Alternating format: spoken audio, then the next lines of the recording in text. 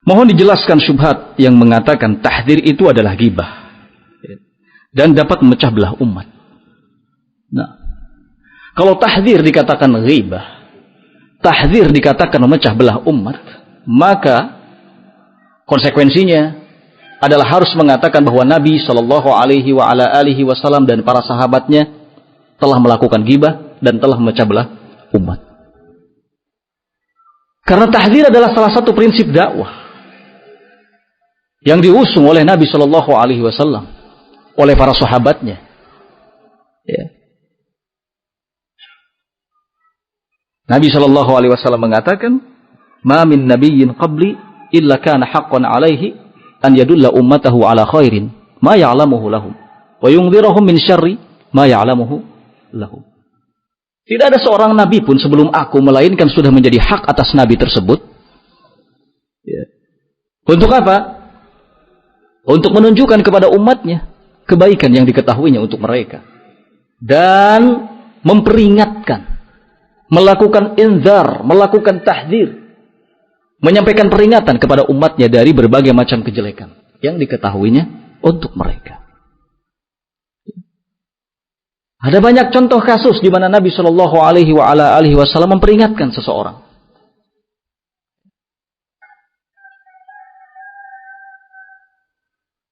Nah, para sahabat pun demikian. Seperti contohnya Ibnu Umar ketika dikabarkan tentang adanya kelompok yang menolak takdir. Sampaikan kepada mereka bahwa Ibnu Umar berlepas diri dari mereka dan mereka pun berlepas diri dari Ibnu Umar. Dalam keadaan Ibnu Umar tidak pernah bertemu dengan mereka. Oleh karena itu, tahdzir tidak melazimkan harus ketemu dengan pihak yang akan ditahdzir. Ya. Sebatas ada informasi yang datang benar, valid datanya sesuai dengan fakta, maka tidak mengapa ditegakkan tahdzir. Nah, jadi tidak benar kalau tahdzir itu masuk dalam kategori ghibah dan memecah belah umat. Nah, Imam Nawawi rahimahullahu taala menjelaskan ghibah yang dibolehkan, ya kan? Karena tidak semua ghibah dilarang. Salah satunya adalah dalam rangka mengingatkan, memperingatkan umat dari berbagai macam kejelekan. Itu ghibah yang dibolehkan.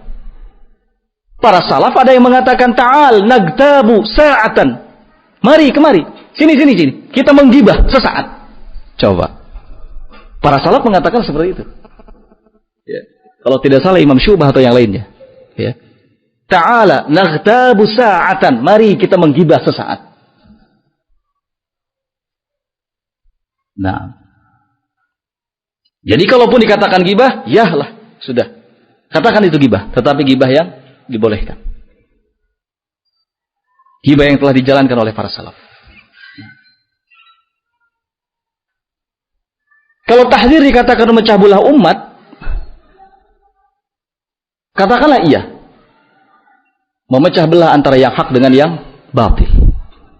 Memecah belah, memisahkan antara yang hak dengan yang batil adalah ajaran Rasulullah sallallahu alaihi wasallam. Makanya dulu beliau dikatakan Muhammadun farraqa bainan nas. Muhammad telah memecah belah manusia. Muhammad telah memecah belah umat. Karena memisahkan antara yang hak dengan yang batil. Nah,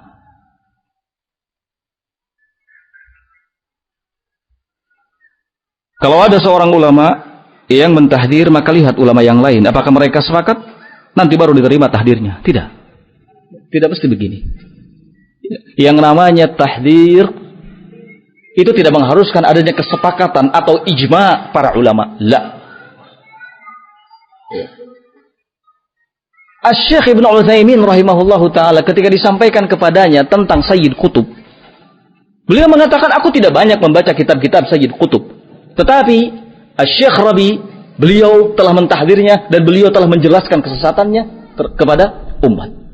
Asy-Syaikh Ibnu Utsaimin mencukupkan dengan tahdir yang dilakukan oleh Syekh Rabi, hafizahullah ta'ala.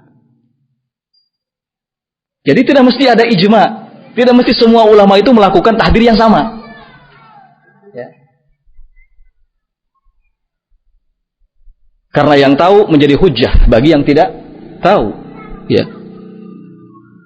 Alladzi ya'lam hujjah liman la ya'lam.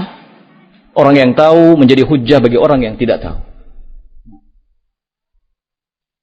Tidak semua para ulama sibuk mempelajari setiap firqah-firqah yang menyimpang, tokoh-tokoh yang menyimpang, tidak. Sehingga sangat wajar di antara mereka ada yang tidak tahu.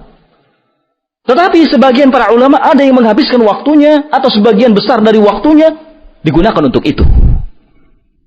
Dan para ulama yang tidak menyibukkan dengan hal tersebut mencukupkan dengan para ulama yang melakukan hal itu. Ini sikap para ulama.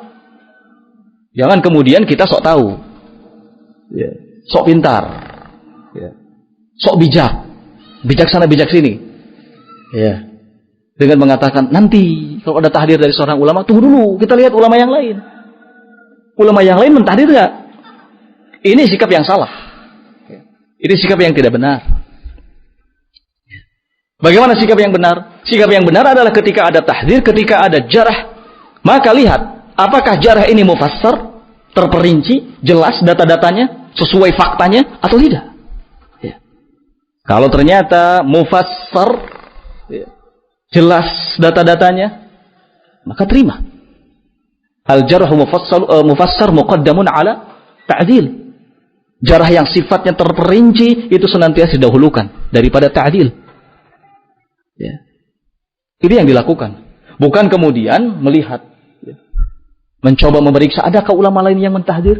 Kalau ada orang yang seperti ini sudah ada penyakit dalam dirinya. Penyakit tamyi, kelemahan, kelembekan.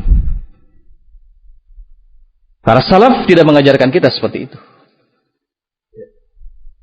Para ulama tidak mengajarkan kita seperti itu. Nah, jadi tidak ada wajibnya ijma' dalam tahdir, dalam jarh. La.